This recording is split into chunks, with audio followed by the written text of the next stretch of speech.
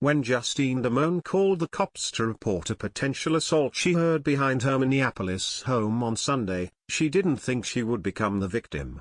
As she stood beside the patrol car in her pajamas, calmly describing what she witnessed, she was shot in the gut by the Somali Muslim cop listening to her account from the passenger seat.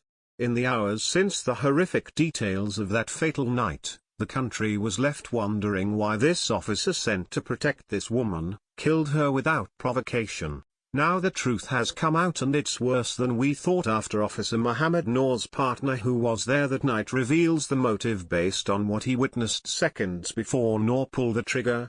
It's been nearly 36 hours since the news first surfaced in the media late Monday afternoon, and nobody has heard a thing on the matter from Noor's partner, Officer Matthew Harity.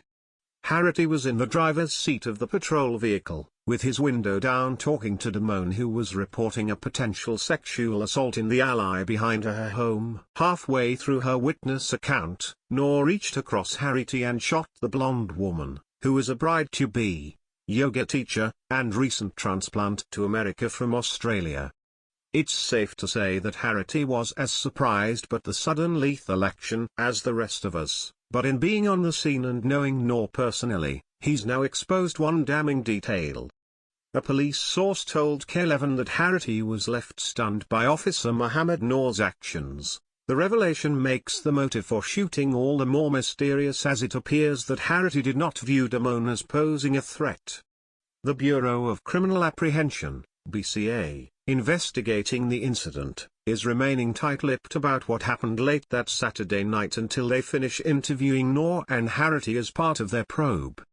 According to local Minnesota news, the Star-Tribune, those details have now come out about what happened in those critical seconds before Noor decided that a fatal response was necessary. This Muslim should have never been on the police force to begin with, considering he had a history of violence, including charges of assaulting another woman while on the job. Trending on Freedom Daily: Trump sends feds into raid NYS Islamburg after 2 decades. Uncover America's worst nightmare: Somali cop who murdered white woman with one shot just dropped sick admission. This means war. Trump just pissed off every Muslim in America with awesome 3-week-long holiday he created today. Had this victim been black and cop was white, there would be rioting in the streets already well before now. Considering the race reversal, there's not the same outrage, but should be. Political correctness and protecting Muslim and Muslim refugees in America is literally killing people, and something must be done about it.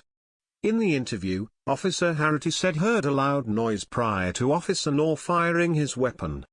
The BCA said, Harity indicated that he was startled by a loud sound near the squad, according to Star-Tribune.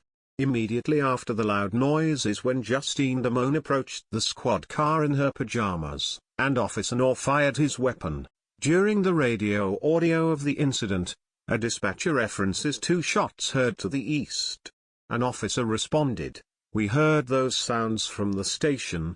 Those are probably aerial fireworks." It's believed that those fireworks may be the loud noise that the officers hears. It is not clear at this time if the shooting was an accidental discharge from being startled, or Officer Noor was responding to what he perceived to be gunshots while a person approached them, or some other reasoning. Officer Noor has still not been interviewed. If the shooting is determined to have been accidental, criminal charges would be appropriate and are certain to be filed. If the shooting was an intentional act, then all of the circumstances would need to be judged to determine if it was objectively reasonable. Noor should have been stripped of his badge and gun after a May 25, 2017 incident in which he accused of false imprisonment, assault and battery. He and 2 other officers had arrived at a woman's house in response to a call to police in which he allegedly mistreated a woman in the home there. The victim recently filed a lawsuit against Noor before he killed Damone during this last call. Noor attempted to discredit his previous victim's claim by saying he has reason to believe she was suffering a mental breakdown, as an excuse for creating these allegations. The woman and her doctors have adamantly denied this assertion, stating that Noor grabbed her right wrist and upper arm, which led to her having severe pain which was caused by a previous shoulder injury as she was being arrested. There is a trend of mistreatment of women by non-which characteristic of his Islamic faith. He should have never been allowed in a position of power initially if he's so triggered by loud noises, in this later case, perhaps as a result of his upbringing in Somalia. However, he definitely should have at least been put on leave of absence after the abuse allegations against him. If it had not been for protecting Muslims in Minnesota and giving them equal opportunities, Justine would be alive today and looking forward to walking down the aisle. Instead, her would-be husband will be carrying her casket.